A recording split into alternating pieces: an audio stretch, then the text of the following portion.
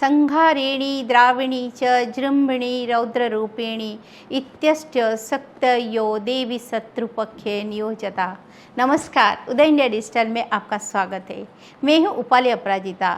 भारत शक्ति उपासना करने वालों का देश है। यहाँ की नारियाँ विद्वान होने के साथ साथ महान योद्धा भी है, लेकिन आप उन्हें नहीं जानते हैं क्योंकि इतिहास लिखने वालों ने उनका नाम इतिहास से मिटाने की कोशिश की, लेकिन वीरांगनाओं का इतिहास नष्ट नहीं होता। ऐसे ही एक शूरवीर महायोद्धा रानी नागनिका सातकर्णिका की कथा आज मैं आपको सुनाती हूँ, जो कि वीरता में स्वयं दुर्गा का अवतार थी। वो विश्व की प्रथम महिला शासक थी। उनका शासनकाल ईर्षा से 70 साल पहले महाराष्ट्र और कर्नाटक पर था। वो सातवाहन वंश की तीसरी पीढ़ी की शासक थी। उनके ससुर सिमुख सातवाहन ने विशाल साम्राज्य स्थापित किया था, लेकिन पति श्री सातकर्णी की अचानक मृत्यु हो जाने के बाद युवा नागनिका पर पूरे साम्राज्य का भार आ गया। लेकिन वो घबराई नहीं और सातवाहनों की प्राचीन राजधानी पैठण से उन्होंने शासन संभाला। उनके शासन संभालते ही आसपास के राज्यों ने स्वयं को सातवाहन साम्राज्य से स्वतंत्र करना शुरू कर दिया। उन्हें लगा कि एक महिला भला कैसे इतने बड़े साम्राज्य को नियंत्रित करेगी, लेकिन महारानी नागनिका ने अपनी कूटनीति के बल पर शत्रु राज्यों को आपस में ही लड़वा दिया और उन्हें कमज़ोर करने के बाद आसानी से उन पर अधिकार कर लिया। लेकिन अपने अनुभव से नागनिका जान गई थी कि सैन्य शक्ति का कोई विकल्प नहीं है।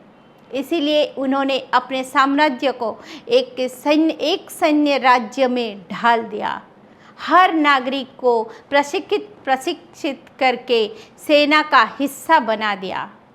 हालांकि उनके आसपास कोई भी शत्रु बचा नहीं था, लेकिन नागनिका ने अपने सैन्य तैयारियों में ढीले नहीं दी।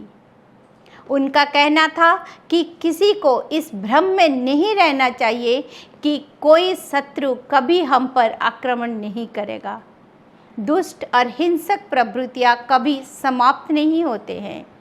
इसीलिए राष्ट्र की सेना सुरक्षित, सुसज्जित और प्रशिक्षित होनी चाहिए। महारानी नागनिका की दूरदर्शिता आखिर काम आई। उनके साम्राज्य पर मध्य पूर्व के असीरिया इलाके के असुरों ने हमला किया। वर्तमान काल में यह अरब और इराक से जुड़ा हिस्सा है।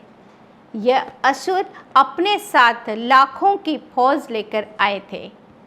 इन असुरों का निशाना विशेष तौर पर सभ्य साम्राज्यों की स्त्रियां होती थी, जिन्हें वो भारी कीमत पर बेचा करते थे। रानी नागनिका के राज्य पर भी इन असुरों ने धन और स्त्रियों के लूटने के लिए हमला किया, लेकिन रानी के सेना छोटी होने के बावजूद सशक्त और ऊंचे मनोबल के थे। नागनिका के फौज ने रणनीति बनाकर असुरों को अपने पीछे लगाकर कोंकण के घने पहाड़ों और जंगली इलाकों में ले आए। असुर सेनाएं इस इलाके से अपरिचित थे, जिसके बाद रणनीति बनाकर रानी नागनिका ने विशाल असुर सेना को छोटे छोटे टुकड़े में बांट दिया। उसके बाद एक एक करके नागनिका की सेना ने असुरों का सफाया कर दिया। ऐसा इतिहास में कभी नहीं हुआ था। लेकिन नागनिका इतने पर ही नहीं रुकी। उन्होंने न केवल असुर सेना का पुनः विनाश कर दिया, बल्कि हारे हुए असुरों का पीछा करते हुए उनके देश असीरिया तक पहुंच गई और वहां एक हमला करके अपने साम्राज्य का विस्तार कर दिया। नागनिका ने असुरों में विद्या और संस्कार स्थापित किया, जिसके बाद असुरों ने कभी भारत पर हमला नहीं किया। रानी नागनिका के साम्राज्य के बारे में इतिहासकार रॉबर्ट वॉलेट ने विस्तार से बताया है। रानी नागनिका सनातन हिंदू धर्म का पालन करती थी। उनके राज्य में सबके साथ न्याय होता था। वो युद्ध और कूटनीति की 49 कलाओं की निपुण शासक थी। वो स्वयं माँ दुर्गा की तरह युद्ध में उतरती थी और शत्रुओं के समूल विनाश के बिना आराम नहीं करती थी। उन्होंने अपने पूर्वजों द्वारा स्थापित सातवाहन साम्राज्य को एक स्थायी स्वरूप प्रदान किया। महारानी नागनिका ने सातवाहन वंश की महिलाओं को इतनी गरिमा प्रदान की, उनके बाद के शासक अपने नाम के आगे अपने माता का नाम लगाने लगे। महारानी नागनिका के सातवाहन वंश में आगे चलकर परम प्रतापी गौतमी पुत्र सातकर्णी और वशिष्ठ पुत्र पुलोमा जैसे शासक हुए। उनका वंश लगभग 700 वर्षों तक सत्ता में रहा। लेकिन महारानी नागनिका की इस शौर्य गाथा को आज कोई नहीं जानता है। उदय इंडिया इस तरह से भारत की महान नारी शक्ति का परिचय आपसे कराता रहेगा।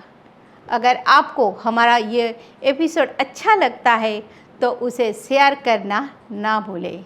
जय माँ दुर्गा, जय नारी शक्ति।